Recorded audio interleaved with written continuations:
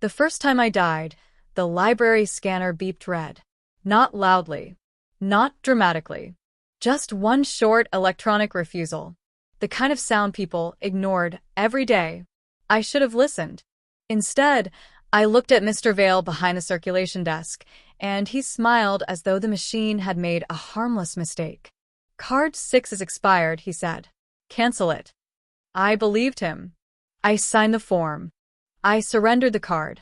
And by midnight, every record proving I had entered the university archive vanished with it. The next morning, they found Professor Arden dead in the sealed manuscript room. My fingerprints were on the glass cabinet. My access history was gone. My library card had been cancelled 9 hours earlier. The official conclusion was simple. I had entered illegally. I had killed him.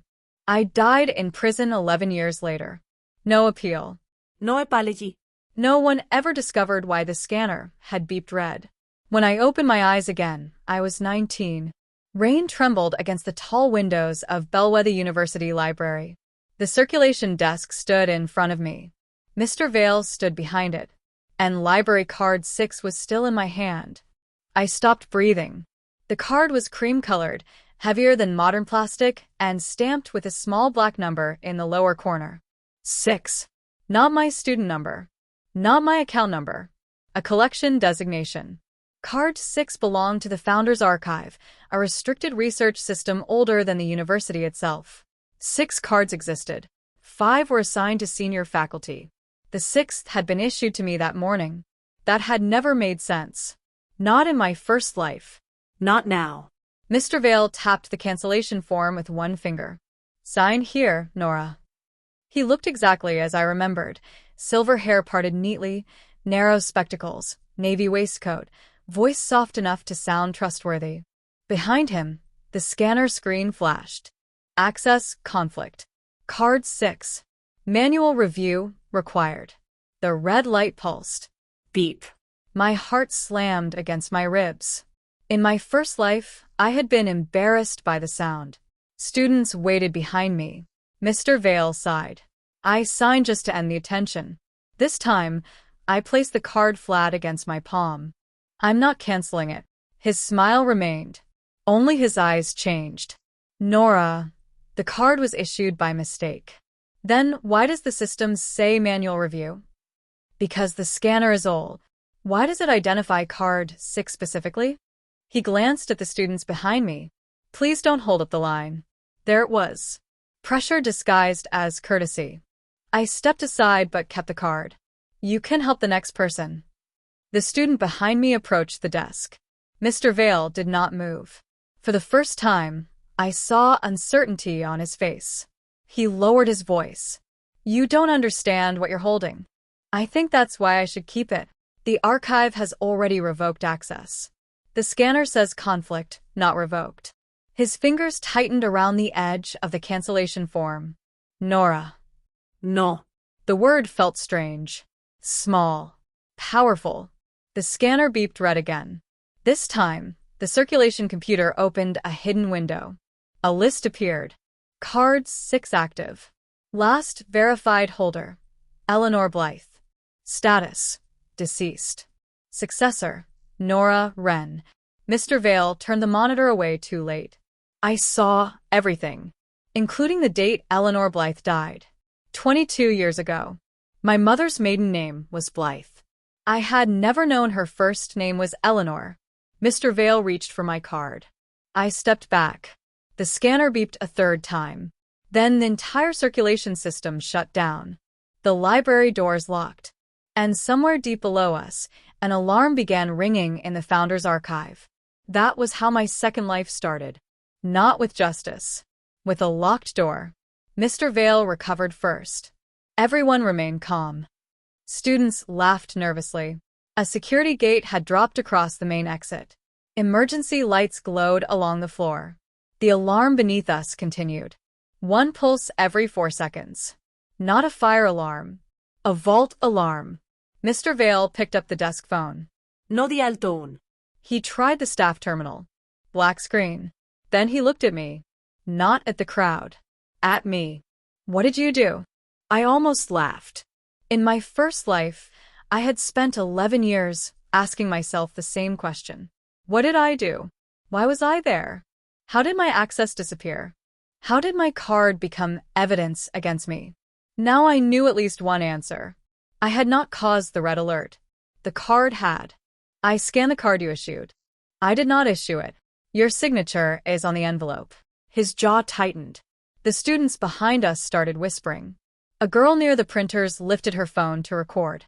Mr. Vale noticed. His expression softened instantly. Nora, perhaps we should discuss this privately. No. Private student records are involved. Then call campus security. The phones are down. Use your mobile. A pause. I left it in my office. Lie. I could see the rectangular outline inside his waistcoat pocket. So could the girl recording.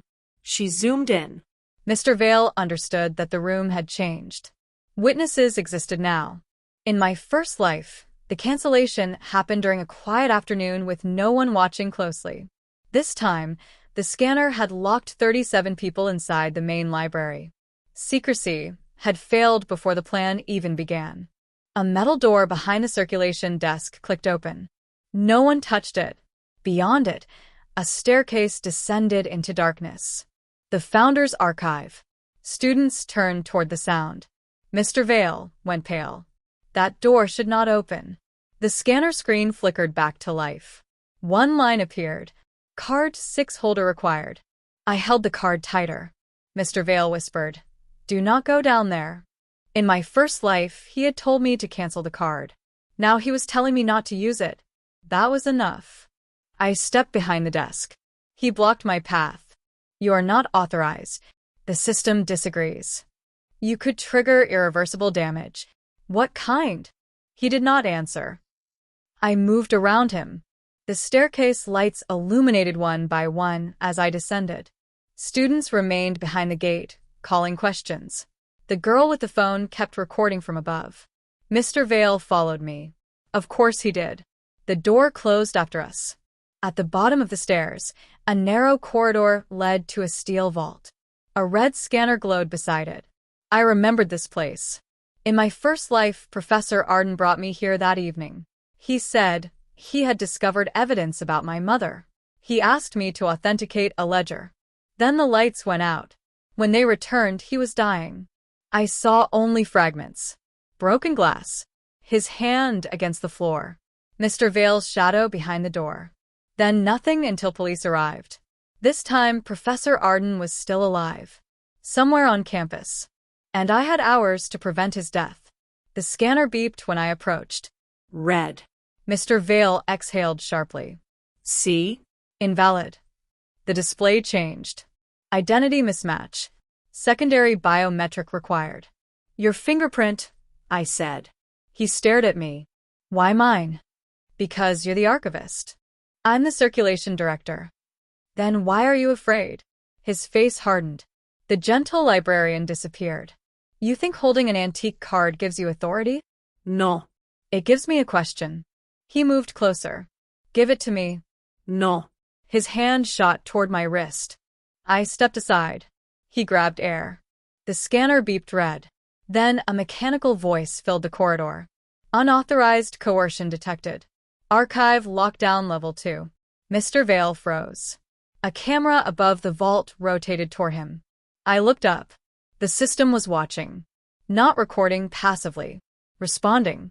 The card was not merely access. It was a witness. The vault door opened 6 centimeters. Cold air escaped. Inside, shelves disappeared into darkness. A small brass key lay on the floor just beyond the threshold. Mr. Vale stared at it. I recognized the shape. In my first life, police found that key in my coat pocket. I had never seen it before. Now I watched Mr. Vale's hand move toward it. Don't, I said. He stopped. The camera rotated again. For the first time, fear replaced irritation. He knew the system could record what happened. He stepped back. The vault opened fully. A green lamp illuminated a single reading desk. On it rested a ledger bound in black leather. My mother's name was embossed across the cover. Eleanor Blythe. Mr. Vale whispered. That was destroyed. I looked at him. Apparently not. I entered alone. The vault door remained open. The ledger contained no diary. No personal letters. It was an access register. Names. Dates. Collection codes. Transactions. Every page recorded who entered restricted rooms, what they viewed, and which staff member proved it. The final section covered the year my mother died. Her name appeared dozens of times. Beside each entry was Mr. Vale's signature. Not as circulation director, as junior archive officer. Then the entries changed. Research dispute. Card 6 suspended. Holder refused cancellation. Incident referred to trustees. The next page had been cut out. I turned another. Professor Arden's handwriting filled the margin. If card 6 passes to Nora Wren, Vale has failed to destroy the succession record. My hands shook. Professor Arden knew. He had planned to bring me here. Not to trap me. To show me. In my first life, someone killed him before he could explain. A drawer clicked open beneath the desk. Inside was a small audio recorder. The label read, "For Nora." I pressed play. Professor Arden's voice emerged. "If you are hearing this, card 6 recognized you before Vale canceled it." Mr. Vale entered the vault. I stopped the recording. He smiled without warmth. "You should not trust dead men's messages." "He isn't dead yet." That landed harder than I expected. His face emptied. I continued. "Professor Arden is alive right now." "Of course.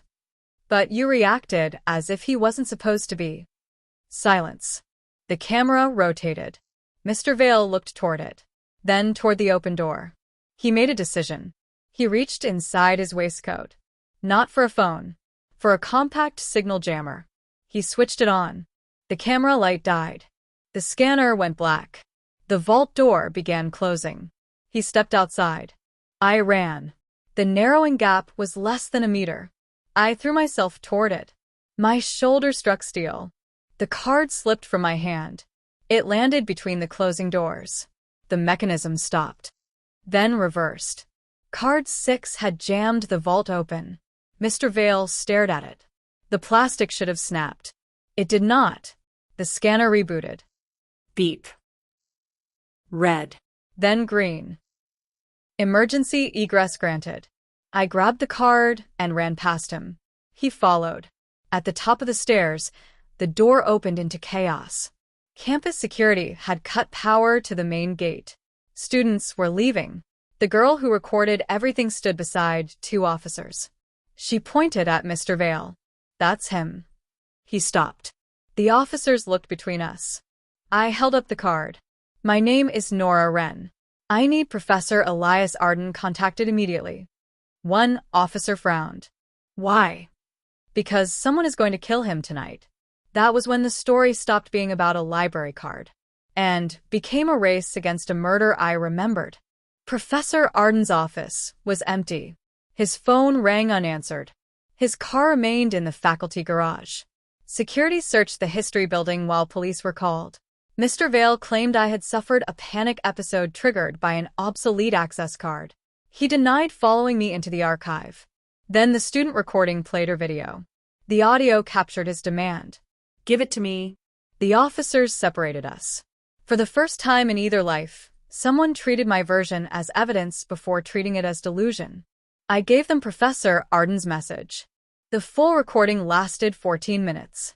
He explained that Eleanor Blythe had served as Card 6 holder, an independent student representative granted authority to audit the founder's archive. She discovered that rare materials were being removed and replaced with replicas. Senior trustees profited through private sales.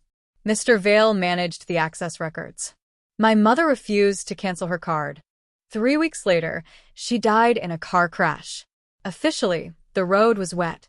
Professor Arden never believed it. He spent 22 years collecting proof. Then he issued succession rights to me. The library system recognized bloodline and legal designation. Mr. Vale discovered the transfer. That morning, he tried to cancel Card 6 before the archive could activate its preserved logs. The red scanner alert meant the cancellation request conflicted with the protected succession. It had been warning me. Not rejecting me. Professor Arden's recording ended with a location. Tonight at 7, I will retrieve the duplicate ledger from the bell tower repository. If Vale learns where it is, I may not return. It was 6:18. We had 42 minutes. Police drove. I sat in the back beside Officer Lena Cho, gripping card 6 until its edge marked my palm. Rain darkened the streets. The same storm as my first life. Every traffic light felt too long. At 6:31, Professor Arden's phone connected for 4 seconds. No voice. Only bells. Then glass breaking. The line ended. Officer Cho radioed ahead. The bell tower stood on the oldest edge of campus. It had once housed theological archives before being converted into private trustee storage. The front door was chained. Police cut it. Inside, stone stairs spiraled upward. At the second landing, we found blood. Not much. A smear on the wall. At the top, the repository door stood open. Professor Arden lay beside a cabinet. Alive. A man in a gray raincoat stood over him holding an iron book weight. Not Mr. Vale. Dean Halbrecht, chair of the university trustees. He turned when police entered. The weight dropped. Everything in my first life rearranged itself. Mr. Vale had not acted alone. He managed records. Halbrecht enforced silence. Professor Arden tried to speak. Ledger. The cabinet glass was broken. The duplicate ledger was gone. Halbrecht smiled faintly. You have no idea what you interrupted. Officer Cho handcuffed him. I knelt beside Professor Arden. He looked at my hand. Card 6. I kept it. His eyes closed with relief. In my first life, he died because I canceled it. No. That was too simple. He died because a network expected records to disappear and witnesses to doubt themselves. My cancellation only removed one obstacle. This time, the obstacle remained. So, did he? Professor Arden survived surgery. Dean Halbrecht was arrested for assault, but the ledger was still missing. Mr. Vale was suspended. The university announced an independent review. I had heard that phrase in prison. It usually meant delay. Card 6 changed that. The protected system automatically released encrypted access logs to 6 external custodians when the archive entered Level 2 lockdown. One custodian was a retired judge. Another was a journalist. A third was my mother's former solicitor. By morning, copies existed beyond the university's control. The scandal became national news. Rare manuscripts had been stolen for decades. Replicas sat in display cases while originals disappeared into private collections. Trustees approved false valuations. Insurance claims concealed transfers. Students who noticed inconsistencies lost archive access, scholarships, or academic standing. Card 6 had been created precisely to prevent concentrated control. The sixth holder was always independent, always outside senior administration, always difficult to remove, unless persuaded to cancel herself. That was why Mr. Vale needed my signature. He could forge records. He could alter access histories. But he could not revoke Card 6 without the holder's consent. In my first life, I gave it. In my second, I refused. One signature changed everything.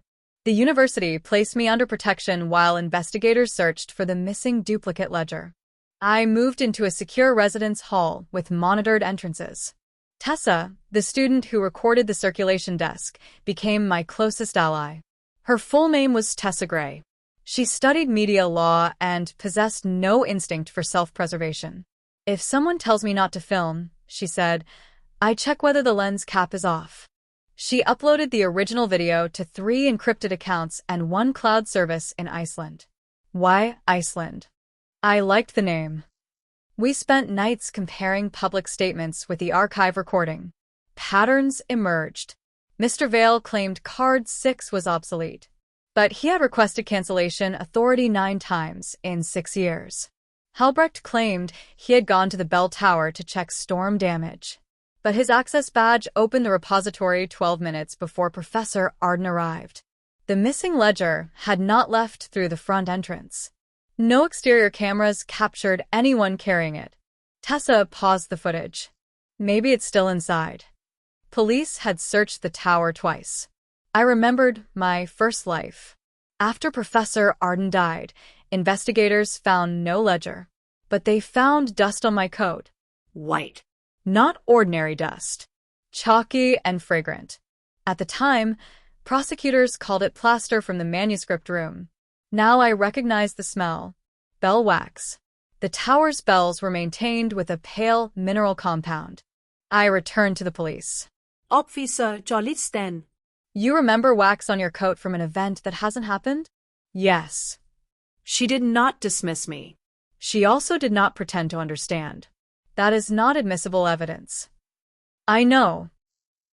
But it may justify another search if there's an independent basis. Tessa found one. Architectural plans showed a maintenance cavity behind the bell mechanism. Police opened it. Inside was the ledger, wrapped in my old prison nightmare. The same gray cloth I had once seen beneath Professor Arden's body.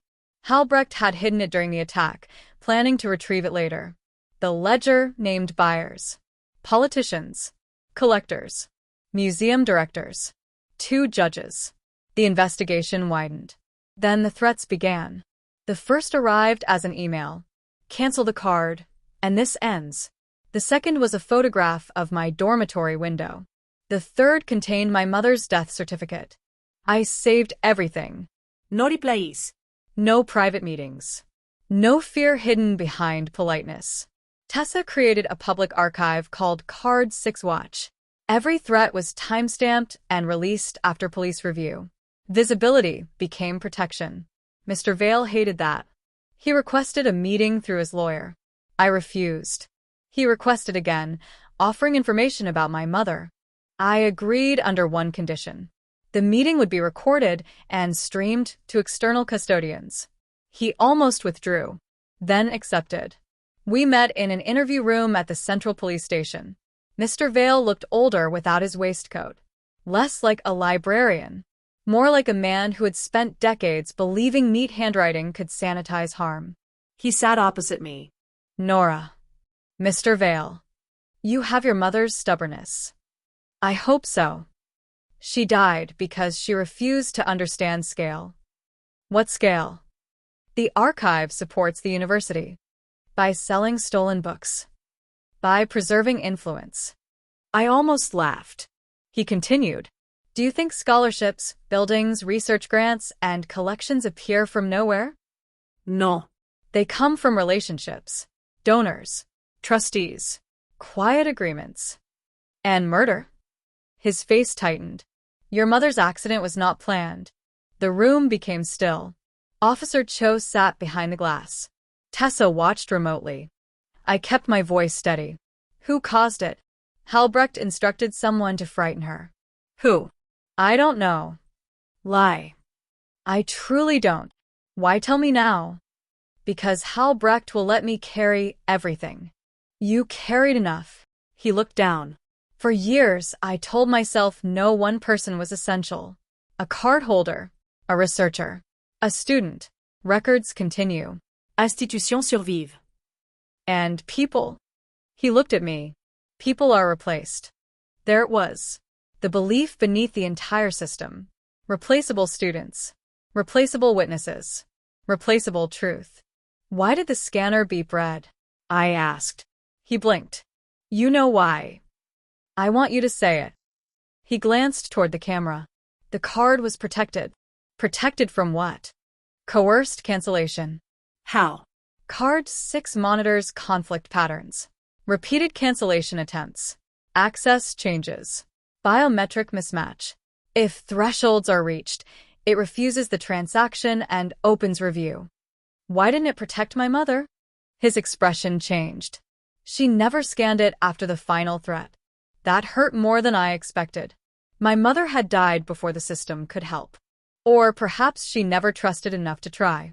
Did you know I would be accused of Professor Arden's murder? No. Did you erase my access history? He hesitated. Yes. The word landed softly, like the scanner beep. Why? to make the card 6 succession disappear. You knew removing my legal access would make me look like an intruder. I did not know Halbrecht would kill Arden. But you knew it could destroy me. Silence. Yes. In my first life, I wanted an apology. In my second, I wanted clarity. I got neither. I got admission. It was enough for the law. Mr. Vale pleaded guilty to falsifying records, conspiracy, obstruction, and evidence tampering. In exchange, he testified against Halbrecht and identified several buyers. People called him a whistleblower. I objected. He was not a whistleblower. He was a participant who spoke after protection failed. Language mattered. Professor Arden recovered slowly. When I visited him, he asked to see card 6. I placed it on his bedside table. He touched the edge. Your mother held that the night before she died. Did she know I would inherit it? Yes. Why me? She hoped you never would. I frowned. She wanted the system dismantled before you needed it. That answer changed the card. Until then, I saw it as destiny. A secret inheritance. A weapon. My mother saw it as unfinished work she wished no daughter had to continue. I understood then that inheritance was not obligation. I could keep the card. Use it. Destroy it. No dead person owned my future. What do you want me to do? I asked. Professor Arden smiled. That is the first correct question. The university tried to reclaim card 6. Its lawyers argued that all archive credentials were institutional property. My mother's solicitor produced the founding charter. Card 6 belonged to the holder, not the university. The charter described it as a portable veto against archival erasure. I read that phrase repeatedly. Portable veto. A way to say no that moved with the person. The board offered me a settlement. Tuition. Housing. A research grant. In exchange, I would surrender the card and sign confidentiality terms. The amount was more money than my family had ever possessed. My father read the offer in silence. What do you think? I asked. I think they know exactly how much silence costs. That isn't an answer. He looked at me. I think you should decide what you can live with. In my first life, prison took 11 years. In this one, the offer tried to buy the rest. I rejected it. Not publicly. Not dramatically. One sentence through my lawyer. Card 6 will not be cancelled. The scanner at the temporary archive beeped red when University Council attempted to process the reclaim request. Tessa recorded it. The sound went viral. People remixed it into songs. Students used it in videos whenever administrators avoided questions. Beep red became a phrase. A warning. A refusal. The university hated it. I secretly loved it. But public symbols simplify private pain. Behind the jokes, I still woke at night hearing prison doors. I still dreamed of Professor Arden dying. I still felt panic whenever a scanner rejected my bank card. Trauma did not care that the timeline changed. My body remembered both lives. Dr. Samira Noor, a psychologist assigned through witness support, never asked whether rebirth was real. She asked what I remembered. Everything. What is the worst part, she said. That no one believed me. Not prison. That too. Not dying. I looked at the floor. Dying ended. Disbelief continued. She nodded. We worked on separating red sounds. The supermarket scanner. The campus printer. The archive alert. Different beeps. Different meanings. At first, they all sent my heart racing. Months later, a cafe payment terminal flashed red. Declined. I laughed. The barista looked confused. My card expired, I said. I used cash. Nothing terrible happened. That ordinary failure felt like victory. The trial against Halbrecht lasted 7 weeks. He denied ordering my mother's intimidation. He denied planning Professor Arden's death. He denied knowing manuscripts were stolen. The duplicate ledger contradicted him. So did Mr. Vale. So did 3 former trustees. The most powerful evidence came from card 6 itself. Protected logs preserved every cancellation attempt, every access conflict, every time someone altered a record connected to the holder. 22 years of interference. My mother's entries. My entries. The system had not forgotten. During cross-examination, Halbrecht's lawyer asked why an antique library card should be treated as reliable. The technical expert answered, because unlike the people controlling the archive, it had no incentive to lie. The courtroom went silent. Halbrecht was convicted, not of my mother's murder. That evidence remained incomplete. He was convicted of conspiracy, theft, fraud, obstruction, and attempted destruction of protected records. Professor Arden's assault added years. Some called the sentence justice. I did not. Justice would have returned my mother. Justice would have erased prison from my first memory. The sentence was consequence. Consequence mattered. It was not resurrection. After the trial, the university dissolved the old trustee board. The founder's archive reopened under independent oversight. All 6 cards were reviewed. Cards 1 through 5 belonged to senior academics. Card 6 remained mine. I attended the reopening ceremony because Professor Arden asked me. The circulation desk had been replaced.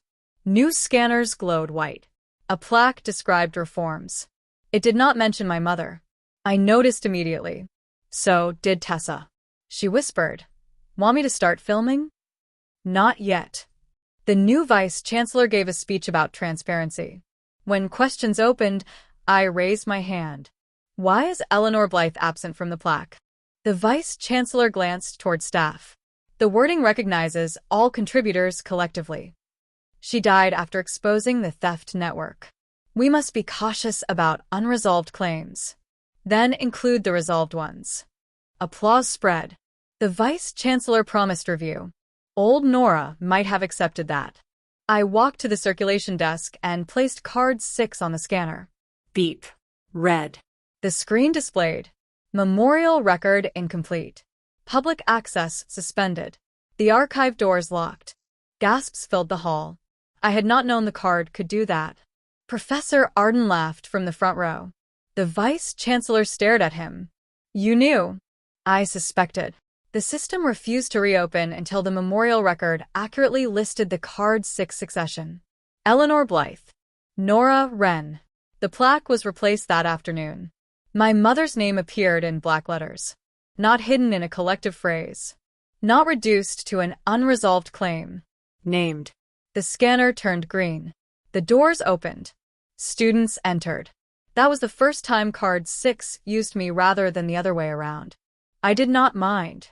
For a while. Then requests multiplied. Students asked me to scan disputes. Researchers wanted me to veto closures. Staff wanted me to authenticate records. Journalists called card 6 the conscience of Bellwether. I hated that. A card had no conscience.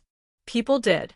Turning ethics into an object made it easier for everyone else to avoid responsibility. I announced that card 6 would not become a substitute court. The university had to build ordinary appeals accessible without special inheritance. Some supporters accused me of wasting power. They wanted dramatic red beeps. Visible locks. Instant reversal. Real reform was slower. Forms. Timelines. Independent reviewers. Audit rights. Boring systems that worked before catastrophe. We created a student record ombuds office. Tessa chaired its media transparency panel. Professor Arden advised archive policy. I studied information governance. Not history. People expected history. I wanted to understand how records controlled reality. A grade. An absence. An access log. A canceled card. Small fields deciding whether someone appeared guilty, present, qualified, or alive. My final university thesis was titled, When Systems Remember Better Than Institutions. Card 6 sat beside my laptop while I wrote. I never scanned it. I wanted the argument to stand without magic. Years passed. The red beep became less famous. New students arrived who knew the scandal only from orientation slides. That was good. Memory should persist. Trauma did not need to remain entertainment. Mr. Vale wrote to me from prison. Once. The letter contained no apology. Only a question. Do you believe the archive chose you? Or did your mother? I did not reply. The answer was neither. My mother named me successor. The archive verified it. I chose what happened next. That distinction became the center of my life. 10 years after Rebirth, I became director of the National Records Integrity Commission. Not because of Card 6, because I had spent years building systems where no one needed one. We investigated altered school records, medical access disputes, missing court files, and digital identity errors. Most cases involved no conspiracy. Just rushed staff, poor software, inadequate appeals, and people harmed by small mistakes. I treated them seriously. A red scanner did not need to hide murder to matter. Sometimes it hid a prescription, a visa, a scholarship. A child marked absent while sitting in class. At every training session, I told staff, an error is not small because the field is small. That sentence came from my mother's ledger. I found it in her handwriting years after the trial. The original Card 6 system eventually became obsolete. Its hardware failed. Replacement parts no longer existed. The university proposed digitizing it. I refused at first. Then I realized preserving an object could become another form of control. So we rebuilt the principle, not the relic.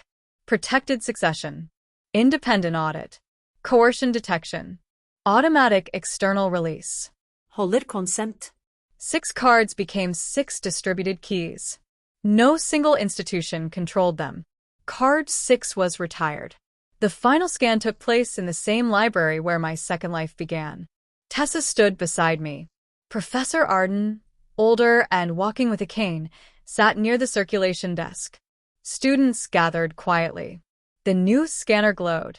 I held the cream-colored card. Its edges were worn. The number 6 had faded. The vice-chancellor asked, "Ready?" No. Everyone laughed softly. I placed the card on the scanner anyway. Beep. Red. My heart still reacted.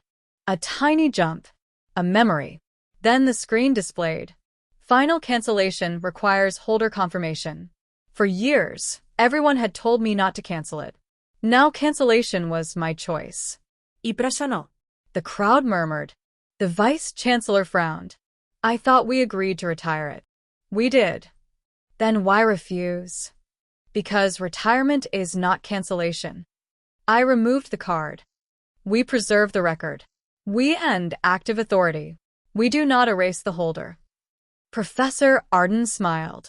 The technician changed the option. Status. Retired. The scanner beeped green. No cancellation. No disappearance. The physical card entered the National Archive under my ownership agreement. Its display label read, Card 6, retired, not revoked. Eleanor Blythe. Nora Wren. I stood in front of the case after everyone left. My reflection hovered over the card. For years, I thought Rebirth gave me a chance to correct one decision. Do not sign. Do not surrender. Do not cancel. But life was larger than refusal. Refusal opened the door. What mattered was what I built beyond it. A system where students did not need inherited power to prove they belonged. An archive where missing names triggered review. A university that could not lock truth behind private authority. A life not defined by the prison that happened in another timeline. As I left, a student at the circulation desk scanned her card. The machine beeped red. She froze. The librarian leaned closer. Your access profile has a conflict. The student's face fell. The librarian continued. Let's review it before changing anything. No blame. No demand to cancel. No rushed signature. Just review. I stopped walking. The student looked over. She did not know me. That was perfect. The reform worked without the symbol. I stepped outside. Rain silvered the stone courtyard. The same weather as the day I returned. I held no card. No evidence folder. No fear of being erased by one red light. My mother had refused cancellation. Professor Arden had preserved succession. Tessa had recorded the truth. I had survived long enough to make the warning ordinary. That was the ending I chose. Not a locked archive. An open one.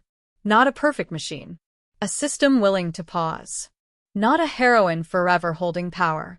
A woman who no longer needed to. There was one part of the story I avoided for years. The prison. People wanted details because suffering made the rebirth sound more dramatic. Producers asked what the cell looked like. Journalists asked whether guards abused me. Readers wanted to know the final moment. I refused. Not because nothing happened. Because too much did. The woman I had been in that timeline deserved privacy too. Eventually, the commission investigated wrongful conviction records. My own impossible memory shaped the project, though no official report mentioned it. We studied cases where digital access histories vanished before prosecution. The pattern was alarming. Courts often treated missing logs as neutral. They were not neutral. Absence could be manufactured. A blank field could accuse as powerfully as a false entry. We recommended a new evidentiary rule. When a record controlled by an interested institution disappears after dispute, the loss must be treated as an event requiring explanation, not as empty space. Lawmakers called it the Wren presumption. I disliked having my name attached, but the rule prevented defendants from carrying the burden of records others destroyed. The first person to benefit was a hospital cleaner accused of entering a restricted pharmacy. Her badge logs vanished after she reported unsafe storage. Under the old approach, prosecutors argued the absence proved she used someone else's credentials. Under the new rule, the hospital had to explain the deletion. It could not. Charges were withdrawn. She wrote to me. You gave absence a meaning. I kept that letter beside my mother's photograph. In my first life, missing access made me guilty. In this one, missing access became evidence. That reversal felt closer to justice than Halbrecht's sentence. Years later, the government proposed weakening the rule. Institutions complained preservation costs were high. I testified before Parliament. A minister asked, "Do you expect every system to retain every record forever?" No. Then where do we draw the line? At dispute. I explained. When a person challenges a record, preservation should begin. After that moment, deletion is not routine housekeeping. It is destruction of contested evidence. The amendment passed. Not unanimously. Nothing important ever seemed to pass unanimously. But it passed.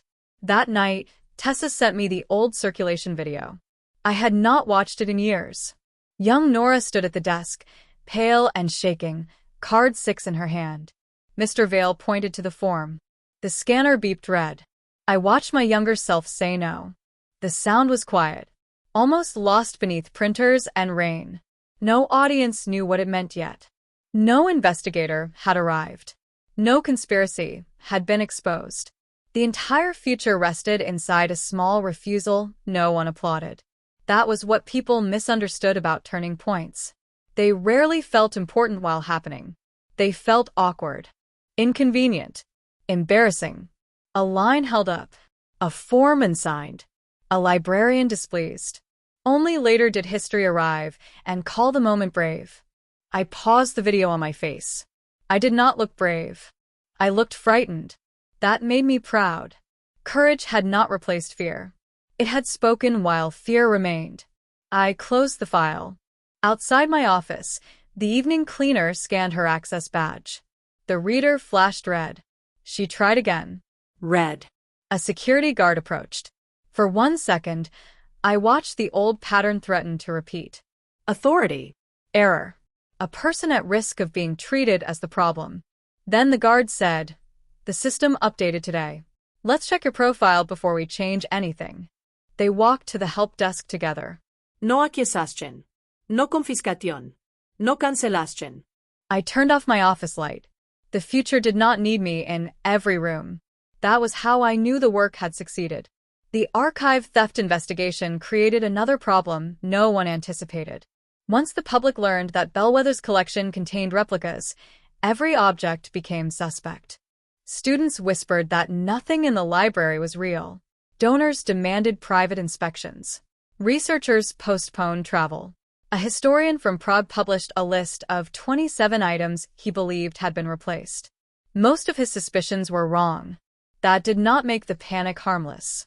Truth had been hidden for so long that people began distrusting everything at once. Professor Arden called it the contamination of certainty. I understood. When one record lies, every record nearby becomes questionable. The university hired external conservators to inspect the full collection. Thousands of objects moved through temporary laboratories. Pigments were tested. Bindings were dated. Ownership marks were photographed under ultraviolet light. I volunteered, not as card 6 holder, as a junior research assistant. My first assignment involved a box of ordinary 19th century borrowing slips. No jewels. No stolen masterpieces. Just names and dates written in fading ink. I spent 6 hours comparing handwriting. At the bottom of one slip, I found my mother's initials. EB. The borrowed item was listed as Collection 44, Shelf C, Volume 9. No title. The return field was blank. I checked the modern catalog. Collection 44 did not exist. Professor Arden frowned when I showed him. 44 was deaccessioned after the fire. What fire? West Storage, 18 years ago.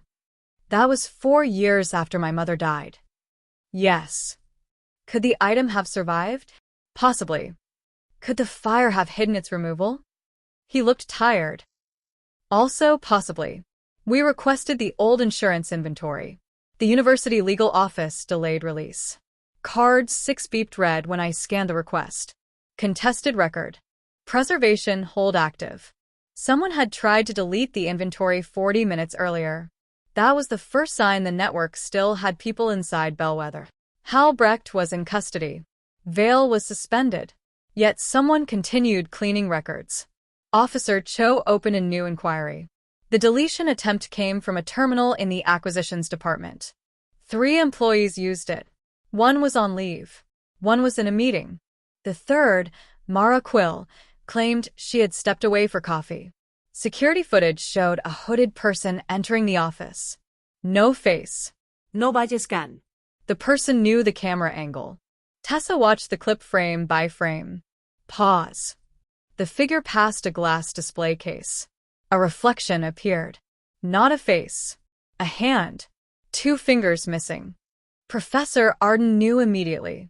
Silas Crow. The university's former restoration contractor. Crow had certified many of the replicas as authentic. He disappeared the day Halbrecht was arrested. Police believed he had left the country. Now he was inside the acquisitions office. The insurance inventory became urgent. Bellwether finally released it. Collection 44 contained private correspondence from the university's first treasurer, including coded ledgers connected to overseas acquisitions. Volume 9 had been valued at almost nothing. My mother borrowed it repeatedly. Why? We searched her surviving notes. One line appeared in a legal pad preserved by her solicitor. 44C9 is not correspondence. The binding lies. A concealed text. Crow knew restoration. He could hide documents inside bindings. If Volume 9 survived, it might contain evidence predating every ledger. The fire records listed it as destroyed. The insurance photographs showed a burned cover.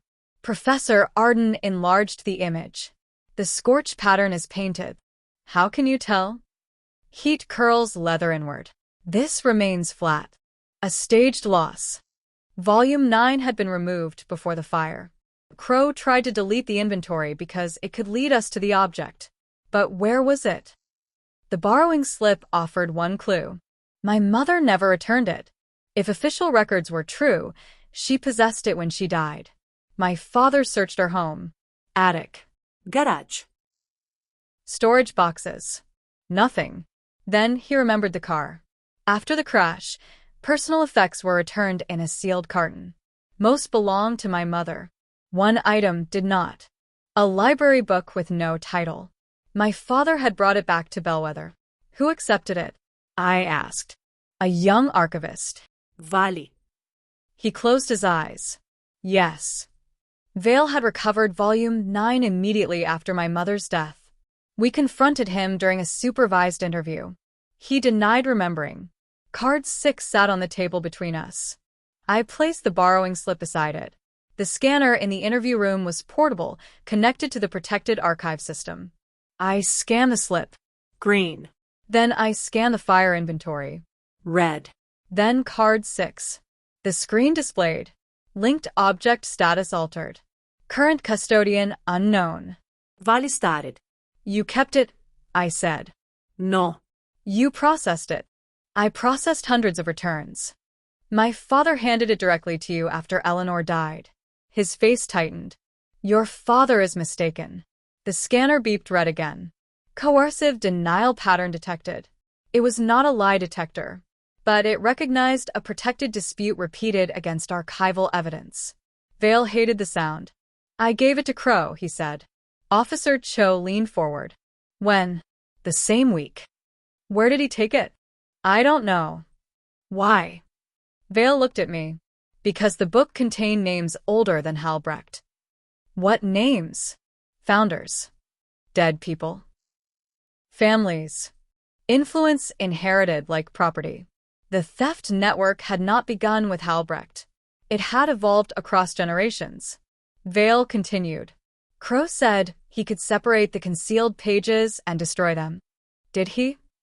I assumed so. Why delete the inventory now if the pages were destroyed? No answer. That meant they still existed. The search for Crow became national. His photograph appeared at airports and ports. Tessa found him first. Not physically. Digitally. She noticed a newly created restoration account posting anonymous videos of antique bindings. One hand remained outside the frame. The other had 2 missing fingers. The account used the name Red Folio. The videos were filmed in a workshop. A church bell rang in the background at 5 p.m. 3 low tones. 1 high. Professor Arden identified the pattern as St. Orizen's Church near the northern coast. Police searched workshops within hearing distance. Crow was found in a converted boathouse. Volume 9 lay open on his table. He had not destroyed the hidden pages. He had been trying to decode them. Police arrested him. But 1 page was missing. Crow claimed it had never been there. The binding cavity suggested otherwise. A narrow section had been cut recently. The missing page contained the final column of names. Crow refused to identify who took it. Then card 6 received a remote conflict alert. Someone scanned a copied succession credential at the Bellwether archive, while we were hundreds of kilometers away.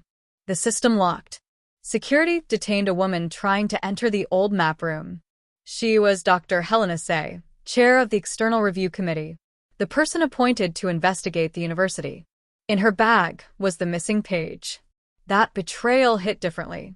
We had trusted her because she arrived after the scandal. We assumed outsiders were clean. Say had accepted payment from families named in Volume 9. Her role was to control the review, release enough truth to satisfy the public, and protect the oldest beneficiaries. The missing page listed foundations that still funded universities, museums, and political campaigns. The theft network was not merely selling books. It was laundering the origins of wealth. Rare objects moved through fake donations. Tax deductions inflated value. Foundations received prestige. Institutions received money. Families converted stolen collections into respectable philanthropy. My mother had discovered the pattern. That was why she became dangerous. Say's arrest shattered confidence in the independent review. Public anger returned. The government dissolved the committee and created a judicial inquiry. I was asked to join as a special advisor. I refused. People were surprised. You fought for this, Tessa said. I fought for review. This is review. This is power.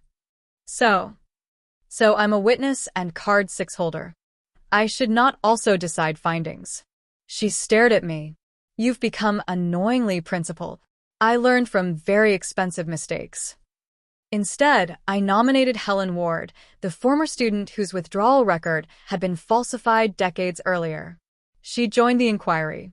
Her first recommendation required every member to publish financial conflicts before viewing evidence. 3 resigned. That saved months. The judicial inquiry lasted 2 years. It traced thefts across 7 countries and 11 institutions. Not every allegation was proven. Some families were wrongly accused online. One museum director received threats despite purchasing an item legally. Tessa and I publicly corrected false claims, even when they targeted people we disliked. Accuracy had to remain more important than momentum. Otherwise, we would rebuild the same machinery using different enemies. During the inquiry, my mother's case reopened. A mechanic who worked on her car had died, but his apprentice was alive. He remembered a man paying cash for a harmless steering delay. The description matched Silas Crow. Crow denied it. Then investigators found a notebook in his boathouse. One entry read, AB. Vehicle corrected. No collision intended. Corrected. The same language Celeste had used in another life I had never lived. The same language institutions used when harm was reframed as adjustment. No collision intended. My mother still died. Crow was charged with manslaughter. He pleaded not guilty. At trial, his lawyer argued the notebook entry referred to someone else. The prosecution presented service records, dates, and payment evidence. My father testified. So did I. When asked whether I blamed Crow for my mother's death, I answered carefully. My blame is not evidence. The prosecutor paused. What is evidence? The notebook, the altered steering assembly, the apprentice's testimony, the payment record, the archive dispute timeline. I had learned. Emotion could tell me where to look. Evidence had to carry the claim. Crow was convicted. Afterward, reporters asked whether I felt closure. No. What do you feel? Tired. That answer became a headline too. Tessa printed it on a mug. The inquiry eventually recovered most stolen objects. Some returned damaged. Some remained abroad under legal dispute. 3 were never found. The final report named institutions and individuals, including respected donors whose portraits still hung in university halls. Bellwether removed several names from buildings. I objected to simple removal. Why? The vice-chancellor asked. You wanted accountability. Erasing names repeats the habit. What do you suggest? Context. The portraits remained. Plaques beneath them explained the theft network, the false donations, the altered records, and the people harmed. Some alumni complained this dishonored history. Professor Arden answered publicly. History is not honored by incomplete captions. The plaques stayed. One building named after Halbrecht became the Eleanor Blythe Center for Record Integrity. I had mixed feelings. My mother never asked to become architecture. Still, the center housed free legal support for students challenging institutional records. Her name did work. That mattered. The center's first major case involved a graduate named Jamila Ortiz. Her thesis submission disappeared from the university portal 12 minutes before a deadline. The department claimed she never uploaded it. She had a screenshot, but no server receipt. Under old policy, she would fail. The new system preserved upload attempts once a dispute began. Logs showed the file reached Bellwether server and was quarantined by a faulty security filter. Jamila passed. No scandal. No headlines. She sent flowers to the center. I placed them beside my mother's photograph. That was the kind of outcome I wanted more than dramatic arrests. A person believed before losing years. Another case involved a student who was wrong. He claimed his grade had been altered. Audit logs showed no change. The marker's original feedback matched the result. He became angry. You're supposed to protect students. We protect fair review. So, you believe the university? I believe the evidence. He accused me of becoming what I fought. That hurt. I reviewed the case again. Same result. We explained the decision clearly and provided an external appeal. The appeal upheld it. Fair systems sometimes tell people no. The difference is that the no has reasons, records, and review. I kept card 6 locked in a secure cabinet during those years. I used it only when protected archive functions were involved. People complained that I was withholding a public tool. But special power becomes corrupting even in careful hands. I established a rule. Every scan had to be logged publicly within 24 hours unless police requested delay. Every red alert required independent review. Every green approval could still be challenged. Card 6 did not become law. It became one signal among many. Professor Arden retired when I was 27. At his farewell dinner, he gave a speech lasting 43 minutes. Tessa timed it. Near the end, he looked at me. Nora once asked what she should do with card 6. Everyone turned. I gave her no answer because Eleanor made me promise not to direct her. I had never known that. He continued. Eleanor said, "Men have spent centuries telling women what to do with evidence. Let my daughter decide." The room blurred. Afterward, I asked him why he waited so long to tell me. You needed to own the decision before inheriting the permission. That sounds like something you rehearsed for 12 years. I hugged him. It was the first time. Years later, when he died, his archive passed to the Eleanor Blythe Center. No secret drawers. No hidden messages. He left complete finding aids. That made me laugh. His final rebellion was excellent organization. The work continued without him. That was painful and reassuring. Tessa became an investigative editor. She exposed record manipulation in sports, housing, and immigration. Whenever one of her investigations triggered a legal threat, she sent me a red beep audio file. No explanation. Just beep. I sent back green when the evidence looked sound. Red, stop and review. Green, proceed. Amber, call me. Friendship built from verification. My father eventually remarried. For years, I resented the idea. It felt like replacing my mother. Then I recognized the old fear. Replacement was what the archive network did.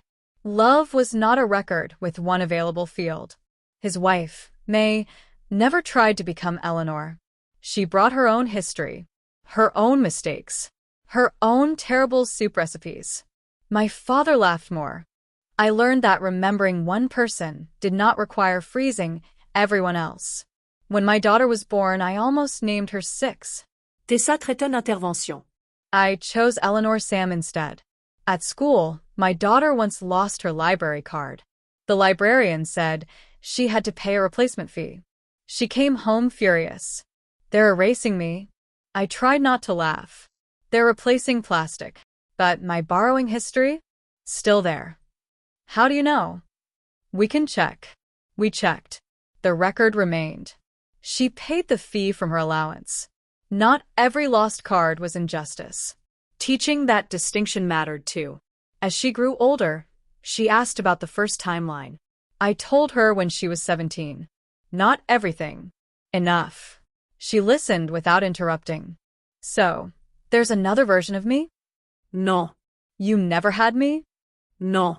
She looked strangely sad. Then that life was worse. It was different. You died in prison. Yes. That is worse. I smiled. On that point, yes. She asked whether I would return again if I died. I don't know. Does that scare you? Less than it used to. Why? Because I no longer think another chance is guaranteed. That answer became how I lived. Not recklessly. Presently. I stopped treating this life as a corrected draft. It was not a replacement timeline waiting for perfection. It was the only one I could act inside. When the National Records Integrity Commission hired its first cohort, I removed university prestige from blind recruitment. Applicants were assessed through work samples. One candidate flagged a flaw everyone else missed. She had no degree. She worked at a regional library. We hired her. Years later, she designed the conflict review protocol used across public services. Small access. Large consequence. I thought of card 6. At 50, I testified in an international court about archival erasure during political repression. The stakes were larger than bellwether. Missing names meant missing citizenship. Altered property records displaced families. Destroyed prison logs concealed deaths. I felt small. Then I remembered the borrowing slips. Truth often survived in ordinary paper because someone considered it too boring to destroy. We trained local archivists to duplicate contested records across borders. The protocol borrowed from Card SIX's external release mechanism. My mother's fight traveled farther than she imagined. Not as legend, as design. The scanner beep became a standard alert tone in several systems. I advised against using red alone because colorblind users could miss it. We added text, vibration, and spoken prompts. Even symbols needed accessibility. The original designers had not considered that. No system was finished. That became my final professional belief. A trustworthy system was not one declared complete. It was one built to receive correction. At my retirement, colleagues gave me a replica card 6. The number was crooked, the color too white. I loved it. My speech lasted 4 minutes. I said. I began because a scanner refused to erase me. I continued because millions of people never receive such a warning. Build the warning into the process. Build the pause. Build the appeal. Then build a way to correct the correction. Afterward, a young analyst asked what I planned to do next. Return books on time. I meant it. For decades, library cards had carried fear. In retirement, I joined a small neighborhood library. My card number was 1482. No special access. No protected succession. I borrowed mysteries, gardening books, and biographies. One afternoon, the scanner beeped red. The librarian looked at the screen. You have an overdue book. I checked my bag. The book was there. I had forgotten. For one heartbeat, the old fear rose. Then I laughed. How much? $2. I paid. The scanner turned green. The world did not end. Records could be accurate. Consequences could be proportionate. Red could simply mean overdue. I walked home beneath light rain carrying 3 new books. That ordinary afternoon felt like the final gift of my second life. Not power. Not vindication. Normal trust earned through transparent reasons. I had spent years teaching systems to pause. At last, I could hear a beep and continue. Coda, the 6th place. Long after card 6 entered its display case, Bellwether renovated the original circulation hall. The old desk was removed. The locking gate disappeared. The basement staircase remained, but its steel door was replaced with glass. Visitors could see where the archive began. Nothing hidden behind staff-only walls. During the reopening, the library director showed me 6 new reading stations arranged in a circle. Each represents one historic card, she said. 5 chairs were occupied by faculty guests. The 6th remained empty. I stared at it. Who is that for? Anyone. No reserved title. No inherited surname. No chosen successor. Any student could book the station and request an archive review. That was better than a monument. A first-year student arrived late, clutching a notebook. She stopped when she saw the empty place. Am I allowed to sit there? The director smiled. Yes. The student sat. No ceremony. No applause. She opened her notes and began working. I watched from the edge of the room. For decades, the 6th place had represented the person an institution could not fully control. My mother held it. Then I did. Now it was not a person. It was a permanent opening. A space reserved for challenge. That evening, I walked past the retired scanner one last time. Its screen was dark. No red light. No green approval. I touched the glass above card 6. The object looked smaller than memory. I thought of Mr. Vale's hand reaching across the desk. Cancel it. I thought of the form waiting for my signature. The line that once divided 2 lives. Then I thought of the student sitting freely at the 6th station. The ending had never been that I kept the card forever. The ending was that no one after me had to inherit my fear in order to earn the right to question. I left the library without looking back. Behind me, pages turned. A scanner sounded somewhere near the entrance. One brief beep. Then a librarian said calmly, "Let's check that before we change anything." I smiled. The warning had become a habit. The habit had become a culture. And the culture, finally, remembered us. The end. The scandal did not unfold cleanly after Halbrecht's arrest.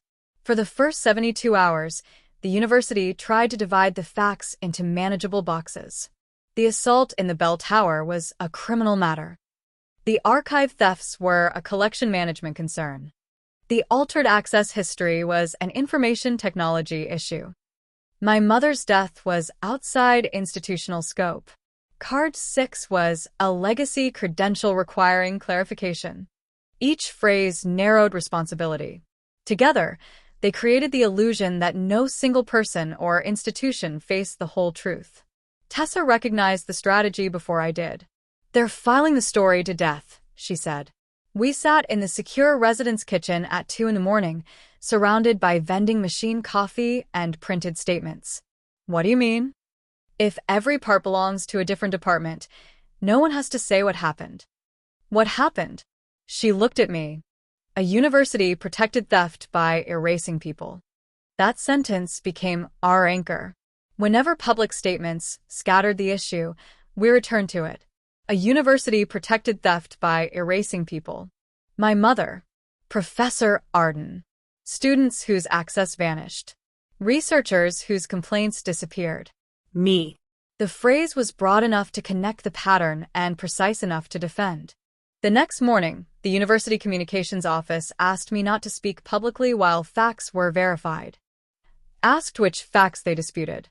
They sent no answer. Tessa posted the question. Within hours, thousands of people were asking it too. Which facts are disputed? The university revised its statement. That was the first lesson in public accountability. Do not merely reject vague caution. Ask what exactly is uncertain.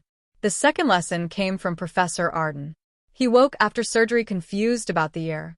He recognized me but called me Eleanor. For one painful second I let him. Then I corrected him. "I'm Nora." He blinked. "Nora." "Yes." "Did she send you?" "My mother is dead." His face changed. Memory returned. "I'm sorry." "So am I." He closed his eyes. I failed her. I had expected gratitude. Instead, he offered guilt. I understood that instinct too well. "You preserved the ledger." "Too late." "You issued the card." "Too late." "You recorded the message." "Too late." "Professor." He looked at me. Late is not the same as never. The word surprised both of us. They became important later. Many witnesses came forward late. A former assistant who saw Vale alter logs. A driver who transported crates from the archive. A conservator who noticed replicas. They apologized for delay before giving evidence. Investigators sometimes treated delay as proof of unreliability. I did not. Fear had schedules of its own. The third lesson came from my father. He had raised me alone after my mother's death.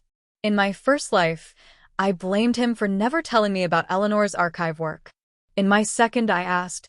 We sat at the dining table where he had helped me complete scholarship forms as a child. "Why didn't you tell me?" He folded his hands. "Because she asked me not to." "Why?" "She believed the archive would be safe once she was gone." "It wasn't." "I know. You knew about card 6? No." He looked toward the rain. "She told me there was a record no one could delete." I thought she meant documents with her solicitor. "Did you believe her crash was an accident?" A long silence. No. Anger rose. "You never investigated?" "I did." "What happened?" "I was told I was grieving irrationally." The phrase cut through me. It was the same method. Turn suspicion into instability. Turn evidence into emotion. Turn the person asking into the problem. My father continued. "I had no access. No money. No proof. And a 6-year-old daughter. You stopped. I chose you." The answer hurt because it was love and surrender at once. In my first life, I might have accused him of cowardice. Now I understood choices made under threat did not fit clean moral categories. He had not failed my mother by keeping me alive. He had survived the only way he knew. I reached across the table. He held my hand. Neither of us apologized. The fourth lesson came from card 6 itself. The system had limits. During a test, We scanned the card after a technician deliberately altered an access field. No red beep. No alert. The room went quiet. Everyone had begun treating the card as infallible. Professor Arden examined the logs. The changes outside protected categories. So, it can miss manipulation, I said. Of course. You never told me. You never asked. That irritated me. Then I realized how quickly I had turned a tool into certainty. The card detected specific conflicts, not truth. It preserved protected records. Not every record. It could be bypassed through errors its designers never imagined. That mattered. A system powerful enough to expose conspiracy was still only a system. We documented the failure. The university resisted publishing it. I insisted. People need to know card 6 can be wrong. The legal team warned that disclosure could weaken criminal cases. The prosecutor disagreed. Acknowledging limits makes reliable evidence stronger. We released the test results. Public trust increased. That was the 4th lesson. Perfection claims create fragile trust. Honest limits create durable trust. The 5th lesson arrived through an enemy I never expected.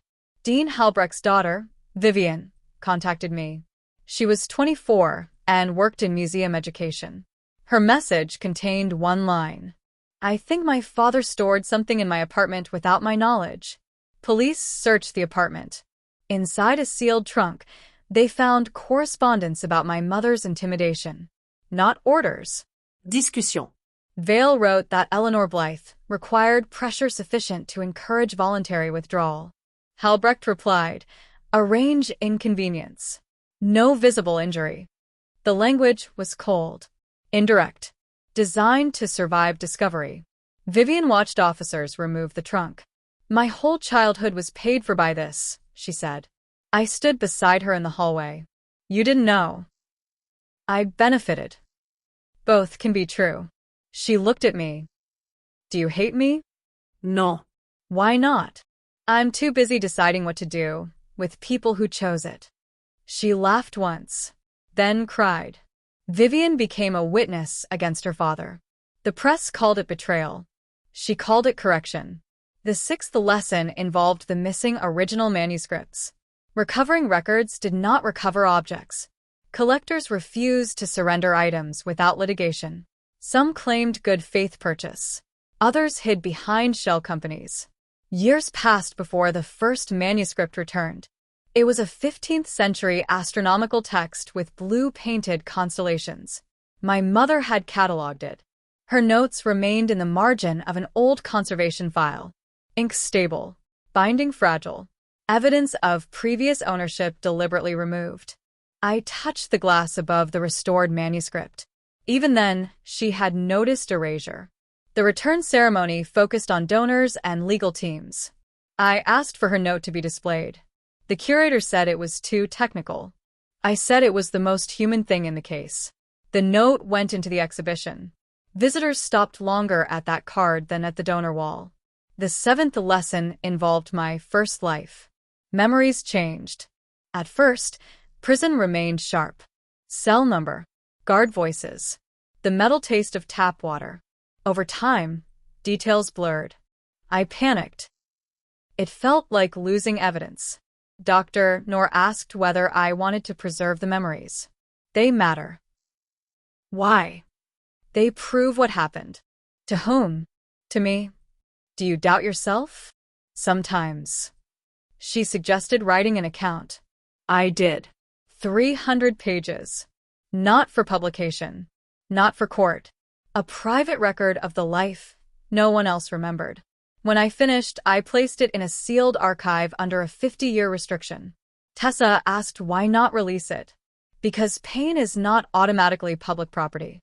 The manuscript title was The Timeline That Did Not Keep Me. Writing it changed the memories. They stopped chasing me. They lived somewhere.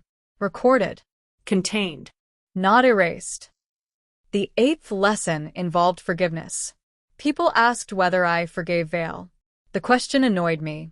It assumed forgiveness was the natural final chapter. I visited him once after sentencing because he requested clarification about an archive protocol. Not emotional closure. Technical work. He looked surprised when I arrived with a lawyer and a systems engineer. You brought a team. You asked about card 6. I thought we might speak privately. No. His old method. Private room. Soft voice. Personal appeal. I had learned. We discussed the protocol. He explained a hidden fallback key linked to an external registrar. The information helped secure the new system. At the end he said, Nora, I am sorry. I looked at him. For what? His face tightened. Everything. That is not specific enough. He tried again. I am sorry I altered your access history. And that I pressured you to cancel the card. And that I helped conceal the thefts. And my mother? He looked down. I did not stop them. That was the closest he came. I left without saying I forgave him. I also left without carrying the question. Forgiveness was not required for my life to continue. The 9th lesson arrived when I made my own mistake. As director of the Student Record Ombuds Office, I approved an emergency hold on a researcher's archive access after an automated alert. The evidence looked strong. Repeated downloads. Unusual hours. External transfers. We suspended access before speaking to her. She had been creating approved disaster backups during a server failure. Our hold delayed her project and damaged her reputation. I had repeated the same pattern. System first. Person second. I met her in person. I was wrong. She folded her arms. You had reasons. Reasons are not repair. We restored access, issued a public correction, compensated the project, and changed policy. No emergency suspension without human contact unless immediate physical risk existed. That failure humbled me more than any speech. Good intentions did not immunize systems from harm. Neither did personal history. The 10th lesson involved the final buyer. One stolen manuscript remained missing for 13 years. The buyer was anonymous. Then a woman in Lisbon contacted the commission. Her late husband had kept a medieval prayer book in a private safe. She wanted to return it quietly. The book contained a handwritten ownership mark linked to Bellwether. She feared prosecution. We arranged conditional surrender. When the package arrived, card 6 was already retired. No dramatic scanner. No red light. A conservator opened the crate under cameras. Inside lay the final missing item. Tucked beneath it was a photograph of my mother at the archive desk. I had never seen it. She was younger than I was when card 6 passed to me. She held the card between 2 fingers and looked directly at the camera.